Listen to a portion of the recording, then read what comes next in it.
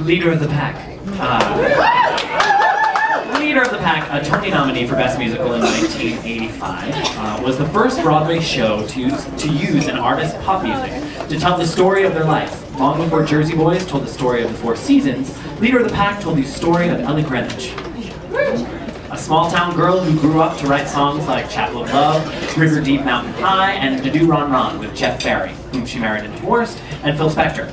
This was Jukebox Musical before the real birth of Jukebox Musical. Cool oddity in its time. Another thing that made the show special was that, in the words of critic Douglas Watt, genuine rockers like Annie Golden and Darlene Love played themselves. Ready? Annie Golden. Also noted that Golden shined out as an original. For most of the show, the role of Ellie Greenwich was played by Dinah Manoff. She's awesome. She was in Grease. We had to do that. But at the end of the story, Ellie Greenwich came out and actually played herself. There's Dinah Manoff and Ellie Greenwich together. I have actually been obsessed with this musical since I was 9 because it was the second musical I was ever in when I was 9. And I was obsessed. I used to like dance around to the LP. Christmas Baby, Please Come Home. I used to dance around to. And I younger than you. But I also remember that when I did Leader of the Pack, my mom, of course, volunteered to be the mom that searched around town for 50 matching pink sweater sets for all the girls in the chorus. So thanks, Mom.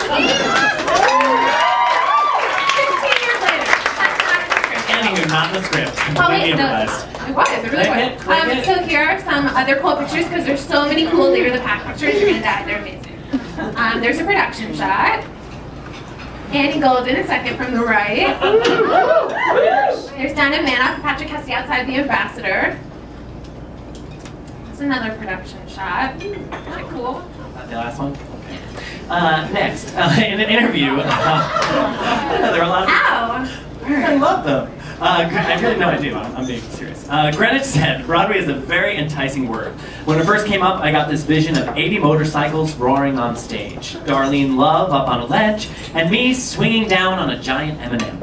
It's true. Critics were divided. Frank Rich in the Times wasn't a fan, but many other writers rushed to the defense of the show, saying things like, Leader of the Pack has energy, zest, and is a lot of fun. Wonderful songs, and the flavor is absolutely right. Also interesting was an article which dissected the investors behind Leader of the Pack. I don't know if this would be publicly printed today, but in an examination of how to get a Broadway show on, the New York Post, sorry, that's a little, oh, we should move the microphone. Thank you, sorry. I've been through before. So the New York Post printed the name of every investor in Leader of the Pack alongside the actual dollar amount that they had put into the show. Isn't that crazy? Among the names were Clive Davis and Marvin Hamlish. So these people believed in the seminal music of Ellie Greenwich and thought that her story was worth telling. It was. There's Ellie and Jeff in the recording studio. It's pretty awesome. And she has a cigarette in her hands, and he's wearing sunglasses. If you couldn't tell. And here, one of the original stars who told that story and sang that music to speak about Leader of the Pack and maybe even sing a song that she originated on Broadway.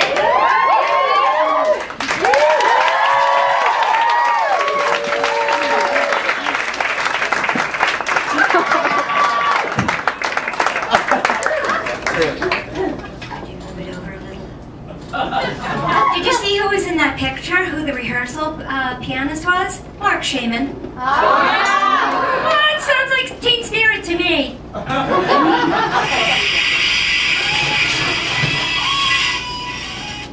That is so sad that she carries audience response around with her from her glory days. Actually, it was Jennifer's idea. That's a bootleg of the last performance of Leader of the Pack, and I brought it in, even though Caleb didn't need it, just so he could hear it. And we're really dragging out the relics tonight. We're resurrecting it. We have a Walkman, a tape cassette, an Annie Golden, and an artifact.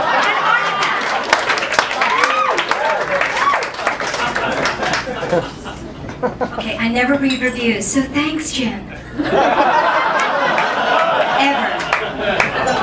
Okay, that's my advice to you guys. Never read reviews. Who cares? Okay? not about them, okay? It's all about you. And that was a little bit too much information for me, the dollar amount. And if I had known that Clive Barnes and Marvin Hamlish were on board, I would have had to talk with someone. But anyway, Leader of the Pack began downtown at the bottom line, and probably could have ran forever because, yes, if I do say so myself, it was that good. It was joyous, live, sexy, sweet, funny. It was a hit! And then it moved uptown to the Ambassador Theater. I got to sing the Ronettes and the Shangri-Las. And downtown, they were beloved girl group classics. And uptown, they turned into the Beehive number,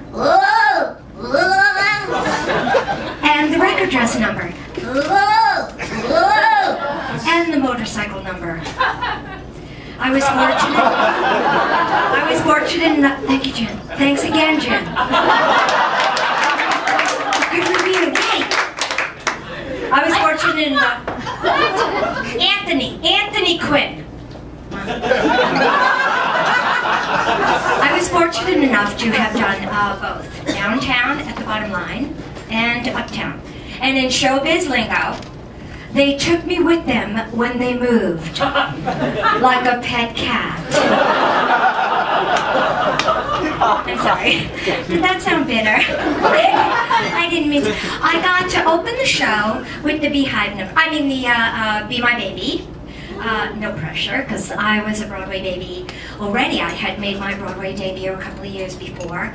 And, yes, a revival of another reference to tresses. But you know what? Enough about me, because it's Memorial Day weekend, and we are remembering Ellie Greenwich.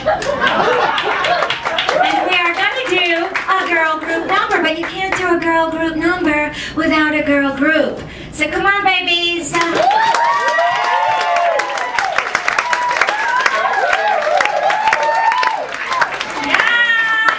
That's what I'm talking about. Now, what should we do, girls? Should we do the Beehive number?